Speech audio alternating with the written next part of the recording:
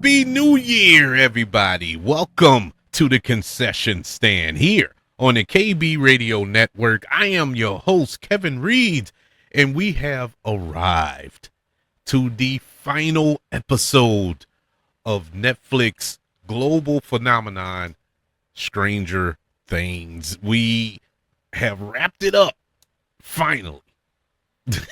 Finally wrapped everything up.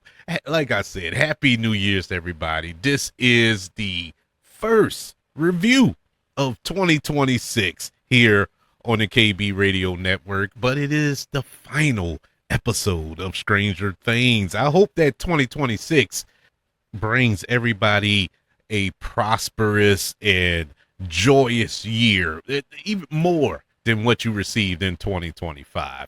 Uh, Stranger Things.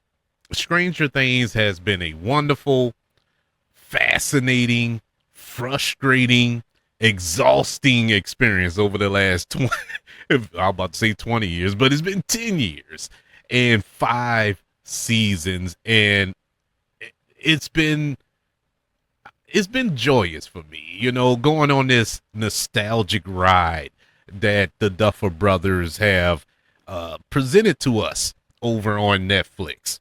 I can honestly say that I find this show to be one of my favorite all-time shows.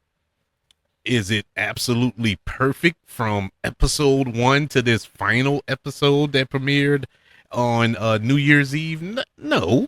You had some episodes that weren't up to snuff. You even had a couple of seasons that weren't up to par. But overall, in its totality, I think this show did its job. And one of the biggest questions going into New Year's Eve before we crossed over into this new year: can the Duffer Brothers, can this cast, can Netflix deliver on a season finale or a series finale that is worth its weight in gold? I can say, me personally, I think it did. I think the season finale of this show, or the series finale, I keep saying season, which is the same thing, really. I think it delivered. I think this show wrapped up exactly how it needed to wrap up. I went to the theater to see it. I didn't stay at home and watch it on Netflix. I decided, me and the family, we all went to the theater to experience it on the big screen. And that may have played a part into my enjoyment level of the series finale, because I had a wonderful time in the theater watching it. It was very cinematic. It wasn't just a TV show they threw on the big screen. It felt cinematic. It felt like it deserved to be on the big screen. Scale and story, everything was right from from where I was sitting. And so I felt a little extra with this episode or movie, because it was 2 hours long. It was a good experience. Plus, you had a communal experience as well, because we had to go to the 9 o'clock show, because of the 7 o'clock shows, they were all sold out. They were filled. And so we couldn't go to the 7. And we just put our phones down for 2 hours to avoid spoilers and went for the 9 o'clock showing. I came into this after Volume 2, which didn't really land for me on Christmas Day. I thought it was decent, but, and let me apologize off front. If you hear banging and popping in the background, nobody's shooting at me. At least I don't think so, but it's fireworks and firecrackers all in the background. Everybody in the neighborhood is going crazy because it's New Year's. It's 1 o'clock in the morning, so everybody is going bananas with the New Year's celebration. So if you hear that, I apologize. I tried to soundproof as much as I can, but it is what it is. I wasn't going to wait. I wanted to give a fresh review here. But Volume two. Volume two, it just didn't land. It didn't really set up the finale for me. I wasn't excited going into this final episode. I, Too many questions were raised. It was too many questions raised in volume two that I felt like, man, there's no way they can wrap all of this up in one episode, even a 2 hour movie. It feels like something was going to be left out. Introducing the wormhole element, introducing the possibility that Vecna isn't the big bad. He's actually a puppet or a vessel. How are we going to address that? How are we going to address the 11 and Kylie decision that was made, and how Hopper is going to address it? How is Holly's story gonna, come to a head here? It was a lot that was going on that I felt like, man, there's no way they can find a way to wrap this up and wrap it up to make sense. But they did. And my hat's off to the Duffers, man. I mean, this is their story. They know what they were doing. Good on them. It still doesn't add any points to volume two. Volume two still is the weaker of this season. This final season as a whole wasn't really all that good, just to put it plainly. It just didn't deliver as a final season. Now the final episode did. This final episode was, I mean, everything that I wanted. It was action packed. It was story driven. We had your emotional moments. You had your frightening moments. You had your the plan didn't go right moments and having to pivot. All of that was there in this final episode, and man, they did a marvelous job with it. My takeaways from this final episode, positive wise, I think the young actress who plays Holly, I think she is going to be a star. I think out of all of this cast, especially the young cast, and I'm including our group, with Mike and Will and Lucas and Dustin, I think that out of everybody, Holly is the one that's going to shine. I don't know what it is about her and her the way she portrayed this character. It tells me that she's going to be a big thing. And I'm not talking about in the Stranger Things universe because it's over. I'm talking about her as a performer. Really, really enjoyed her performance throughout this season. If it wasn't for Holly's arc, her story in this final season, this would have been a horrible season to me because everybody else's story I didn't care about. I did not care about 11 who took a back seat this final season. She had more to chew on in this final episode, but as far as the season is concerned, 11, she was in the back seat. Our group with Mike and Lucas and Will and Dustin, I didn't care about them. Now Will, yes, because Will had a big arc. He was due.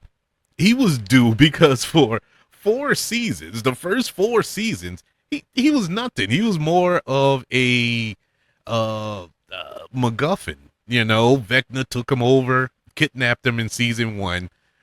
So everybody's trying to find Will. Season 2, he really didn't do much. It was more, he was just a vessel. He was the conduit, if you will, for this entity to really invade Hawkins. And finally, we get more of him having something to do and him as a character. I know everybody is up in arms one way or another about him coming out and all this here, but it was long overdue. It should have been happened, but hey, better late than never, I guess. But it was good to see that he had something to do this season. Mike, I really didn't have nothing to connect with Mike. I never did. Mike was never on my list of, oh man, I got to see what's happening with Mike in this show. Never. He never connected with me. He was actually kind of annoying to me, and I like Finn Wolfhard. I think he's an excellent actor. Loved him when he went and did It. He was awesome in It. He was amazing in It. I liked him. I liked him in Ghostbusters. But on this show where he made his name, I just did not connect with that character. It wasn't him. It was that character. It didn't work for me.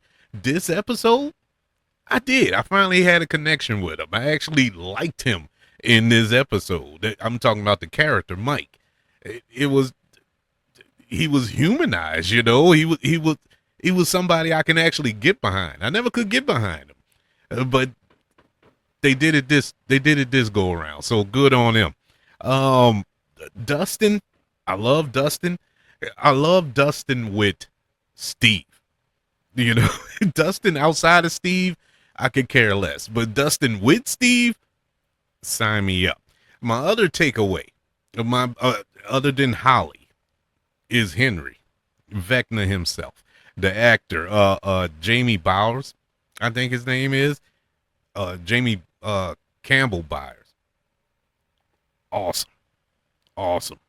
Need him in more stuff. If they were to announce today that he was going to be the Joker in the DC universe, you would not hear an argument here, or any villain in that regards. Or we can change it up, give him something else. You know, he doesn't have to play a villain because he was humanized, and I was kind of worried in this episode, like they were going to turn him, like, you know, try to redeem Vecna for a minute there. And I was like, oh, we can't do that. Don't do that. Don't ruin this show by redeeming the villain. That's the one thing that killed me with Star Wars. You know, I'm talking about the latest ones with Kylo Ren. That drove me insane when they turned him and redeemed him, and he's Ben Solo now. Now he's fighting for good. Oh, yeah. Now I know Darth Vader did turn, but he turned at the end of Return of the Jedi. He turned at the end to save his son. We get that, but not Kylo Ren. That ruined everything for me, and they would have ruined it for me here if they would have turned Vecna. But when he turned, when he told Will, like, no, no, I am with it. Yeah, he's using me, but we need each other, you know? And I was like, yes. I think I was the only one in the theater that cheered. Who cheered in that moment, because I was excited. I'm so happy. Keep him the villain. You know, forget that redeeming stuff. He's too far gone at this moment. He's done too much to redeem himself. And so I did enjoy that. But I loved the performance here. I loved how calm, how centered this character is, and is through the performance of Jamie. He was just phenomenal in this role. Phenomenal. He's one of the most chilling villains you would ever see, or whether it's on television or film. Find me one that's that chilling. I mean, he doesn't. You can strip away the magical element of his character, and he would still be creepy. He would still exact fear in you by his looks, by his the way he stands, how calm and proper he is. You know what I'm saying? He's just the perfect villain, and I would never take that away. That's the best quality of this show, was Vecna, and he is a worthy villain for our foes, man, because a villain like that, you imagine going up against a Doctor Strange in the MCU, not against 5 kids in Indiana, you know, and so it just adds that much more attention to it. But yeah, that was my biggest positive takeaways of this episode. As far as everything else, it it's not that it was bad, because like I said, I really did enjoy this episode. I thought it was a worthy ending to this story. But yeah, it was sappy. It was very cheesy, but that's what Stranger Things is. And I get a kick out of people who actually complain about that. I'm saying that, but it's not a complaint. It's the show. It's been like that from the first episode, and they kept that all the way through. So it's really par for the course for this show. But yes, it is cheesy. It is campy. You get those moments in these tense situations where the world is literally about to end, and you get a break with these emotional monologues between characters that kind of breaks the tension. And what makes the show special is the fact that, yeah, it kind of breaks the tension, but the tension is still there. It is not really broken. It's more like bent. It's not a broken tension. It's bent tension. And it's, as soon as the monologue is over, you're back in this tense situation. And it's rare. You don't see that in most movies. And when they normally break tension, it's broken. And it'll take about another 2 or 3 scenes to get it ramped back up again. But no, that it really keeps pace with the tension. Something that I know a lot of people probably going to complain about with this final episode that I didn't have a problem with personally is the rainbow and sunshine ending. It's everybody got a happy ending to this show. I know a lot of people are going to be upset, and part of me is upset. I thought throughout that we were going to get a sacrifice. I thought somebody was going to die for the cause, going to lay down a life for the cause. My theories were Steve. I thought Steve was going to go down. He didn't. I thought that maybe Will would make the ultimate sacrifice, but he didn't. Everybody lived. The 11 aspect of it, I knew that she didn't die at the end, making that big sacrifice. I knew something was off because it just didn't make sense, because we had already received a fake out earlier with the Vecna messing with Hopper's mind and causing him to shoot the tank, and we thought that he shot 11.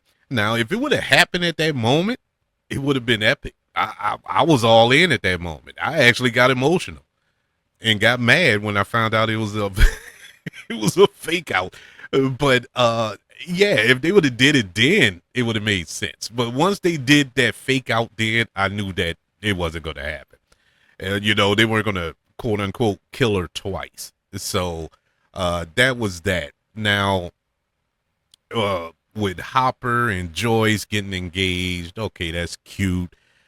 Everybody going off and pursuing their dreams and all this here, the kids graduating and going off and doing what they do, living happy lives together. That's well, apart really. Yeah, that's all fine and good. It's sappy. It is bubblegum and rainbows, man. It is truly a sappy ending. But I guess it kind of needed to do that. And I'm not mad at it. I would have preferred something different. I would have preferred a more realistic kind of ending where, like I said, somebody sacrificed themselves. Maybe the town was more receptive and knew what was going on. And that's the one thing that kind of bothers me with this show.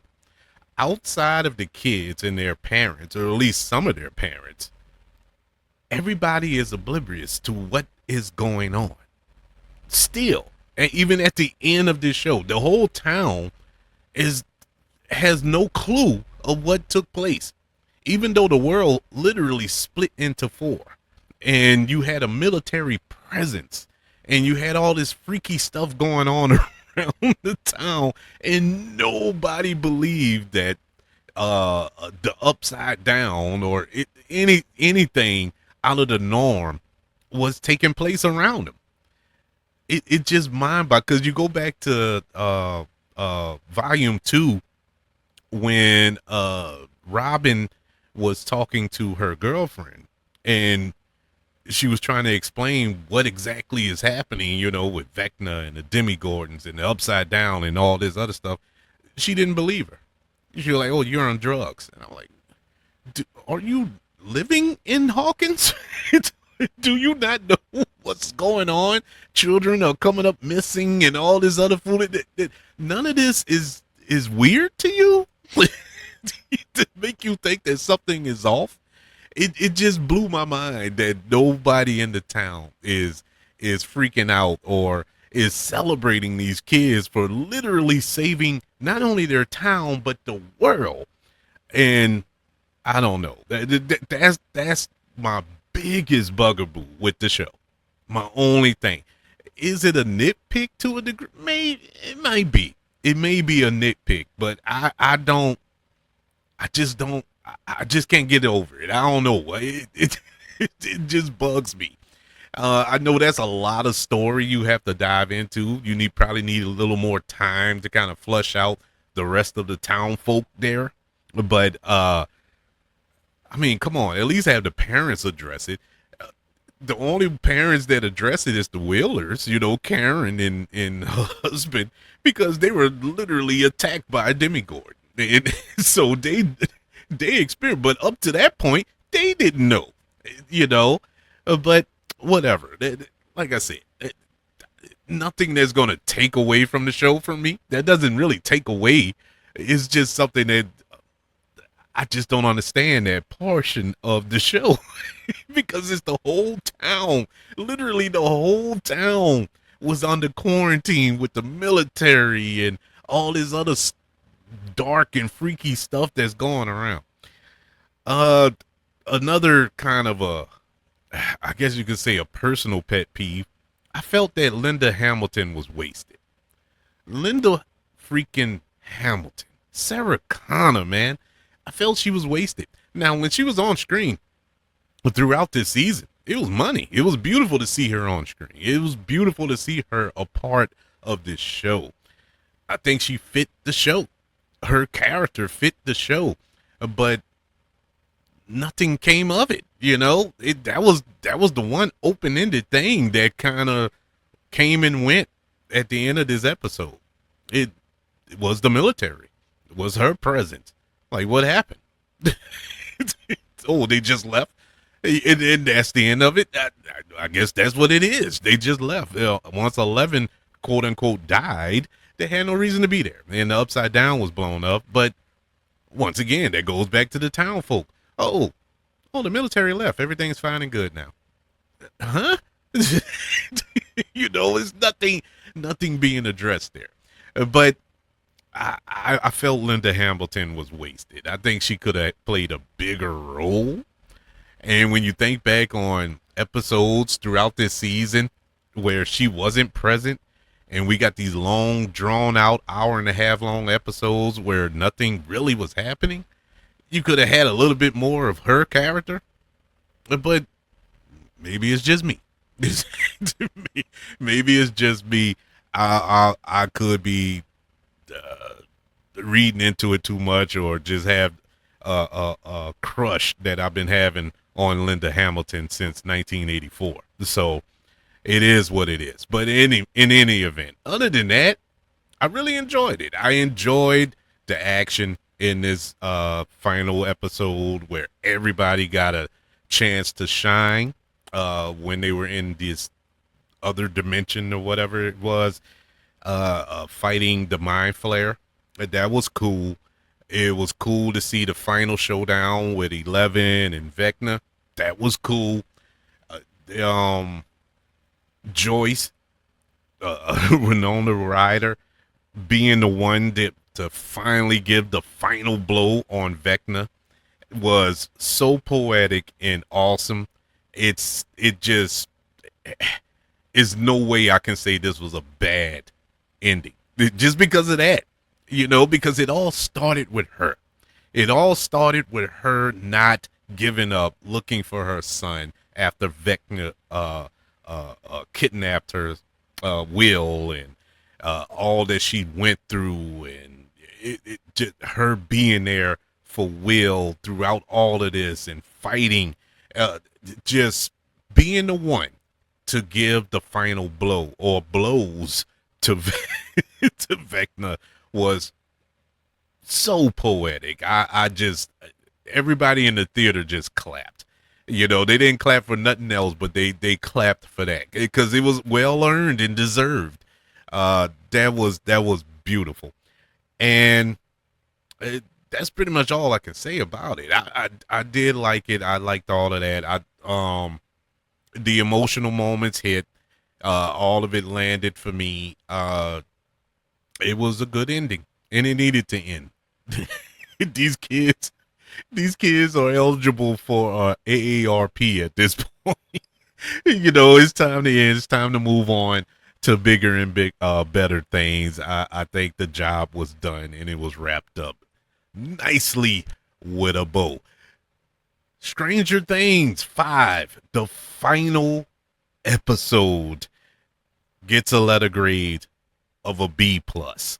Yes, I enjoyed it. As far as the entire series as a whole, it also gets a B plus. I like I said, I'm gonna miss it.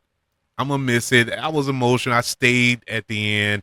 I know it wasn't a post credit scene, but I just wanted to soak in because I know this was it. Even though I can always go back and watch it all over again, but it's nothing like experiencing it for the first time, or in this case, the last time, and knowing that this is it. It was just a beautiful moment, and it felt good to kind of soak that in, uh, and know that this is where I was at the end, and not watching it at home and being in a theater, it just made it a little bit more special. And like, yeah, I went and saw the final episode in the theater in the biggest glorious way it could ever go out, and it just made it more special. That's all I can say to that. But I want to know, uh, did you enjoy Stranger Things? Are you sad that is ending? Are you happy that is ending? Like, oh, it's about time. 10 years. 10 years. My kids were kids then. Now they're grown. They're around the same ages as the cast. So, it's crazy to think that. Starting off watching, I remember I started off watching it by myself. Uh, this is when Netflix just started doing the streaming thing, or it started ramping up in this show. Uh, around that time, I really wasn't on the internet that much, so I didn't get the viral vibe from it. I just started watching it. I'm like, oh, is it set in the 80s? I'm an 80s baby. Let me start watching it. I watched the half of the first season, and I was like, man, it's pretty good. And then the next day I started watching the other half of that season. I was like, man, that was awesome. I really did enjoy that, and it was on from there. And then I finally told my wife about it, and I think she started watching it. Yeah, she started in season 2, but she went back and watched the first season, and then collectively we watched season 2 together, and it was on from there. So I want to know, man. I really do. Are you gonna miss it? And uh, what are your plans for this new year? Do you have any big plans for 2026? I don't have any. I don't have any as of now, but things change as the days go on. But email the show. Let me know. Talk to me. kbradiopodcast@gmail.com. You can also search for the show on all social media platforms. Just search for the KB Radio Network. Also, don't forget about YouTube. Subscribe to the KB Radio Network channel and like this video if you don't mind. Don't forget about the 5 stars, the reviews, and sharing this show if you're listening on Spotify, iHeartRadio, wherever you are currently listening to the concession stand here on the KB Radio Network. Everybody, thank you so much for joining me for the Stranger Things finale review. Thank you all for 2025 support. And I expect you all to come back for 2026 because we're not going anywhere. We're still here. We're not doing the Stranger Things. This isn't the finale. This is merely the beginning. And so, everybody, thank you so much. Have a happy new year. I want you all to know that I love you. Continue to love everyone. And until we speak again, you all be blessed.